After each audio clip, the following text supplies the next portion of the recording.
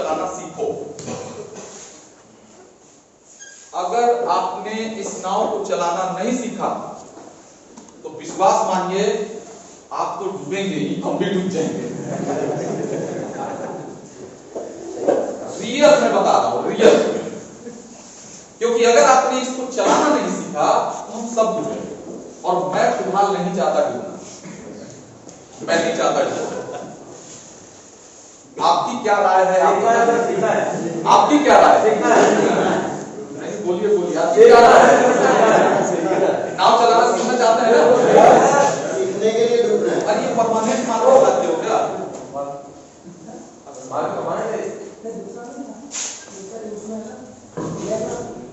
ये परमानेंट है,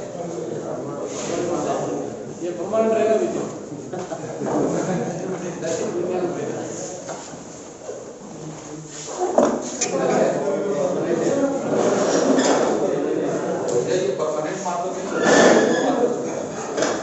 ऐसा करके सुनिए, एक कागज, एक कपड़े में, सूती का कपड़ा, कॉटन का, पानी से मुंह पे लगे, ठीक है जी। तो आप सीखना चाहते हैं? देखिए, सीखने से पहले कुछ चीजें हैं जो सबसे मोस्ट इंपॉर्टेंट होती है, उस पर हम सभी लोगों को ध्यान देना होगा। इसको बदलिए। कुछ चीजें हैं जिसको हम सभी लोगों को उस पर ध्यान देना होगा सीखने से पहले। सबसे पहली बात कि हम सब यहाँ पर बैठे हुए हैं तो हम मन को भी यहाँ रखें, तन तो हमारा यहाँ है, मन भी यहाँ रखें। अगर आप पहले से, अगर आपको ये लग रहा है कि हम किसी अलग क्षेत्र से हैं या हमने नेटवर्क इंडस्ट्री में हमने पहले एमएलए वगैरह में काम किया है, मेरे पास बड़ा अनुभव है, तो बेशक मैं आपके अनुभव का सम्मान करता हूँ, कदर करता हूँ, लेकिन वो अनुभव यहाँ काम नहीं आएगा। यहाँ का अनुभव यहाँ लेना पड़ेगा। यहाँ का जो अनुभव है वो यहाँ लेना पड़ेगा। आप हमेशा याद रखिए, कोई भी लड़की जब ससुराल में जाती है तो वो लड़की जितना जल्दी ससुराल के हालचाल, हाव भाव, रहन सहन, चाल ढर्रा सीख लेती है, उतना उसका ससुराल का सम्मान होना शुरू हो जाता है और उतनी जल्दी सासू माँ की चाबी उसके कमर में आकर लटक जाती है। और अगर वो अपने ससुराल में जाके और मायके वाली कहानी चलाती है, उस घर में जो है विस्फोट हो जाता है हमेशा। तो मैं मानता हूं कि आप सब अलग अलग क्षेत्र से आए हुए हैं। अच्छा, मैं कुछ और चीजें आपसे पूछ लेना चाहता हूं। यहाँ कितने ऐसे लोग हैं जो पिछले 7-8 महीने से काम कर रहे हैं? 7-8 महीने से, मतलब 5 महीने के पहले कितने लोग हैं? Very good. और 5 महीने के बाद के बाकी लोग हैं ना? अच्छा, 1 महीने के आसपास के कितने लोग हैं? 1 महीने। वेरी गुड, 3, 4, 5 लोग। एक्चुअली ये जो प्रोग्राम रखा गया था, ये 7-8 महीने, जो 5-6 महीने पहले के लोग थे उन्हीं के लिए ये प्रोग्राम रखा गया था, ताकि हम उनके साथ कुछ अपनी व्यूज शेयर कर सकें। साथियों, बीजीएफ क्लब इंटरनेशनल एक कंपनी है। ये ऐसा हमें जानबूझ के, मतलब कंपनी तो है क्योंकि इसको लीगल फॉर्मेट में हमें गवर्नमेंट के सामने प्रेजेंट करना पड़ता है कि ये एक कंपनी है, कंपनी के रूप में ही हम इसको चला सकते हैं। लेकिन एक्चुअली ये एक कंपनी नहीं, ये एक ऑर्गेनाइजेशन है। और ऑर्गेनाइजेशन में 2 तरीके के लोग होते हैं। एक होते हैं उस ऑर्गेनाइजेशन में काम करने वाले, और एक होते हैं पार्ट ऑफ ऑर्गेनाइजेशन, उस ऑर्गेनाइजेशन का हिस्सा। दोनों में फर्क है। आपको लगेगा कि दोनों एक ही चीज है, लगेगा आपको कि दोनों एक ही चीज है। काम करने वाले हैं तो हिस्सा है, नहीं। कुछ लोग होते हैं उस ऑर्गेनाइजेशन में काम करने वाले, और कुछ लोग होते हैं पार्ट ऑफ ऑर्गेनाइजेशन, उस ऑर्गेनाइजेशन का हिस्सा होते हैं। मुझे ऐसा लगता है कि यहाँ जो लोग काम कर रहे हैं, जो लोग काम करने के उद्देश्य से यहाँ पे काम कर रहे हैं, उनके लिए थोड़ा सा अपना माइंडसेट चेंज करने की जरूरत है। उनको अपना दिमाग जो है वो ट्रांसफॉर्म करने की जरूरत है। और दूसरा है जो पार्ट ऑफ ऑर्गेनाइजेशन, ठीक है जी। तो जो पार्ट ऑफ ऑर्गेनाइजेशन बन के काम कर रहे हैं, जो पार्ट होते हैं ऑर्गेनाइजेशन के, वो अपने ऑर्गेनाइजेशन में हमेशा सॉल्यूशन को हाईलाइट करते हैं, सॉल्यूशन के बारे में सोचते हैं, और जो काम करते हैं वो प्रॉब्लम के बारे में सोचते हैं। जो लोग किसी भी ऑर्गेनाइजेशन में आप काम करो, आप राजनीतिक ऑर्गेनाइजेशन में हो या व्यापारिक हो या कोई भी ऑर्गेनाइजेशन में आप काम कर रहे हो, आध्यात्मिक ऑर्गेनाइजेशन, किसी भी ऑर्गेनाइजेशन में और प्रॉब्लम और सॉल्यूशन दोनों होना चाहिए, दोनों होता है। तो जो पार्ट ऑफ ऑर्गेनाइजेशन होते हैं वो हमेशा सॉल्यूशन के बारे में सोचते हैं, वो हर चीज का निदान सोचते हैं, सॉल्यूशन, और जो काम करते हैं उनको केवल प्रॉब्लम नजर आती है। मुझे उम्मीद है कि यहाँ बैठे हुए लोगों को प्रॉब्लम नजर नहीं आती है, क्योंकि अगर प्रॉब्लम नजर आती तो उनके लिए भी कोरोना था, उनके लिए भी पैसा इस समय मजबूरी थी, पैसा कम है, तो वो लोग वो नहीं है। आप लोग उस कैटेगरी में नहीं आते जिनको केवल प्रॉब्लम नजर आती है। आप सब लोग सॉल्यूशन वाले लोग हैं, इसलिए आप यहाँ आए हैं, हमारे साथ डिस्कस कर रहे हैं। और निश्चित तौर पे आज मैं जो आपके साथ डिस्कस करने वाला हूँ वो हमारी आगे की रणनीति तय करेगा। हम लोग, आपको लगेगा कि ये बिजनेस हम कहां लेके जाने वाले हैं। साथियों, जब आप मार्केट में निकलते हैं तो आपको लगता है कि ये बिजनेस भी एक, बहुत सारे लोग मिलते होंगे जो आपसे कहते होंगे कि भाई उसी तरह है, ईबीए के एमएलएम है या ये है वो है, जो भी। लेकिन एक्चुअली जितने लोग हमारे पुराने साथी हैं वो तो समझ रहे हैं, लेकिन जो भी हमारे नए लोग हैं वो ये समझ लें कि ये किसी भी तरह का कोई नेटवर्किंग और एमएलएम से इसका कोई लेना देना नहीं है। ये प्योर रूप से एक प्योर रूप से ये एक शुद्ध रूप से ये एक कॉर्पोरेट है। ये एक कॉर्पोरेट है।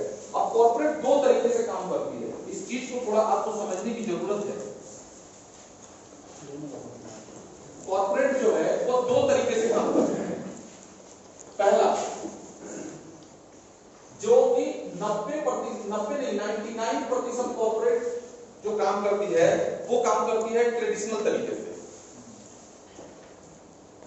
99% कॉर्पोरेट जो काम करती है वो ट्रेडिशनल तरीके से काम करती है, और 1% जो कॉर्पोरेट होती है वो उनका तरीका थोड़ा अलग होता है। मैं एग्जांपल देकर समझाता हूं, मैं आपको एग्जांपल देकर समझाता हूं। आप अगर कॉर्पोरेट को देखें तो एक कॉर्पोरेट का हम नाम लेते हैं आपसे, सर्विस बेस का हम मान लेते हैं, जैसे पेटीएम या मेक माई ट्रिप मान लो, या आप गो मान लो, या कोई भी स्विगी मान लो, या ये तो ऑनलाइन है। अगर ऑफलाइन आप देखो तो और भी बहुत सारे कॉर्पोरेट्स हैं, जैसे बिरला सन लाइफ है, और भी बैंकिंग्स हैं, और भी प्रोडक्ट जैसे पीएनजी है, हिंदुस्तान लीवर है, ये सब कॉर्पोरेट्स हैं बड़े बड़े। इनका काम करने का तरीका ट्रेडिशनल होता है। लेकिन एक कॉर्पोरेट और है जिसको आप सब जानते हैं, बाबा रामदेव, पतंजलि, वो भी कॉर्पोरेट है, लेकिन उनका काम करने का तरीका अलग होता है। दोनों कॉर्पोरेट है, लेकिन दोनों के काम करने के तरीके में बहुत बड़ा डिफरेंस पाएंगे आप।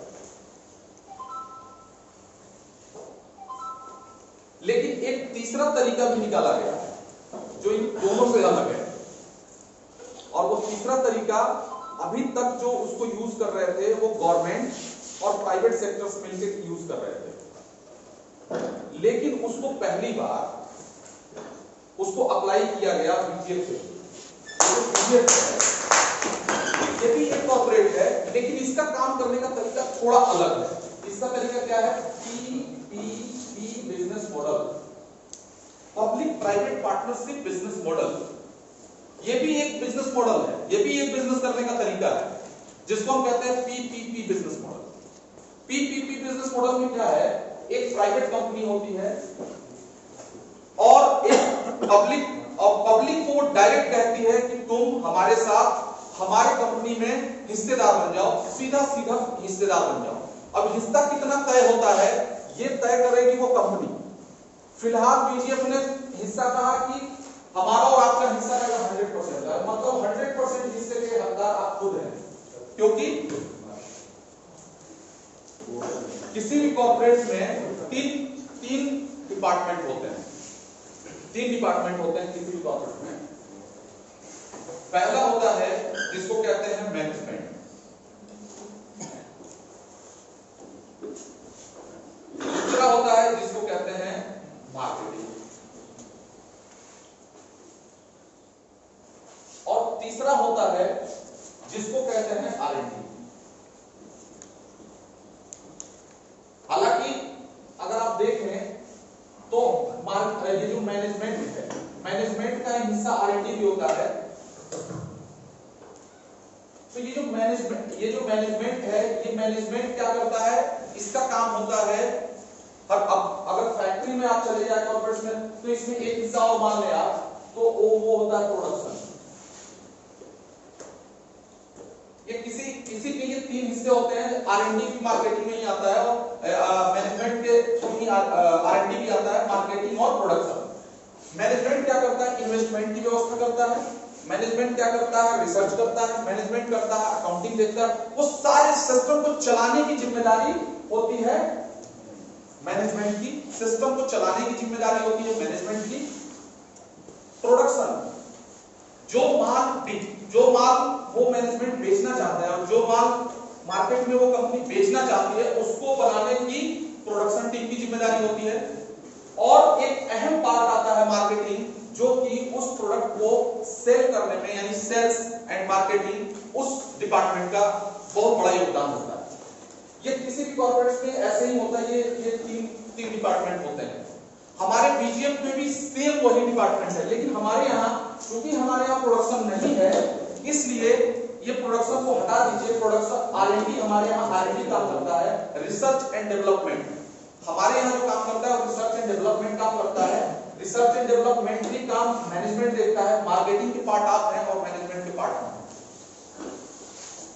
ये अलग बात है कि मार्केटिंग में मैं भी थोड़ा इन्वॉल्व रहता हूं, क्योंकि मेरा पूरा जीवन ही मार्केटिंग से निकला हुआ है। मेरा 22 साल का तजुर्बा है मार्केटिंग फील्ड में। तो साथियों, आज हम आपके साथ आपके बीच जो हम बातें शेयर करने वाले हैं, वो थोड़ा सा अलग हटते हैं। आज मैं आपके सामने वो चीज रखने वाला हूं जिसको हम जूम मीटिंग में नहीं रख सकते थे। हम आपके बीच वो चीज रखने वाले हैं जो चीज आपने कभी कल्पना भी नहीं की होगी, और किसी ने दूसरे ने भी कभी कल्पना नहीं की होगी।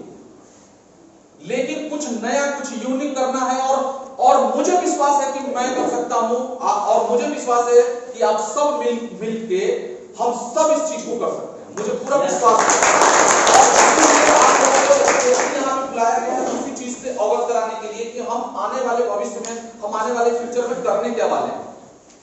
देखिए जी, 2-3 चीजें जो है वो इंपॉर्टेंट आप समझ लें। पहले यहां पर सब लोग, हमारा जो बेसिक प्लान जो होता है, जिसमें हम बताते हैं कि 2550 का हमारा प्लान है, और इसमें आपको 13 करोड़ 12 करोड़ 92 लाख 68,100 रुपए आएगा। लगभग सब लोगों को ये बता के हम इस बिजनेस में इन्वॉल्व करते हैं, लाते हैं। हाँ या ना? yes. आपको भी बताया गया होगा? yes. बिल्कुल सही बताया गया है, और वो होगा। लेकिन उसको समझने से पहले उसको मिलने से पहले आपको समझना होगा कि वो होगा कैसे। यार, बात 13 करोड़ रुपए कमाने की, कितनी? 13 करोड़। आपको क्या लगता है ये 13 करोड़ हलवा है क्या? हमारा जन्म से उठा के गप से मार से चला गया। 13 करोड़ रुपए अगर आपको दे दिए जाएं, 13 करोड़ रुपए अगर आपको दे दिए जाएं गिनने के लिए, तो मुझे लगता है 7-8 महीने लग जाएंगे। जब से आप काम कर रहे हैं ना, अकेले गिनने के लिए दे दिया जाए आपको, तो 7-8 महीने जितने दिन से आप लोग काम कर रहे हैं, उतने दिन लग जाएंगे गिनने में 13 करोड़ रुपए अकेले गिनने के लिए दे दिया जाए, और उतना कमाना। अरे मारो गोली 13 करोड़। जिस दिन आपके अकाउंट में 2 करोड़ हार्ड कैश हो गया ना, 2 करोड़, कितना? 2 पर 7 जीरो। जिस दिन आपको दिखने लगा ना अकाउंट स्टेटमेंट 2 करोड़ का, पागल हो जाएंगे आप। अंदर जो है गैस के गुब्बारे फूटने लगे। रियल में बता रहा हूं, हकीकत। जब कभी हार्ड गैस आपके, अरे पानी चढ़ने लगेगा, आईवी लगाना पड़ेगा अगर घर में आ जाए आज के माहौल में, तो 2 करोड़।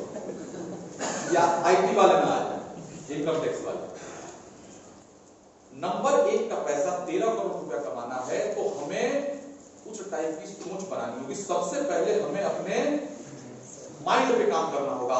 पहले अपने सोचने समझने की ताकत, केवल हवा में हाजी 13 करोड़ आ रहा है, कैसे आ जाएगा हाजी, कैसे आ जाएगा, ऐसे ही फ्री में। ये सब भुलावे में, देखिए आप लोगों को यहाँ बुलाने का मतलब यही था कि आप जो भुलावे में घूम रहे हो, भुलावे थोड़ा बाहर है। आएगा, कंफर्म है,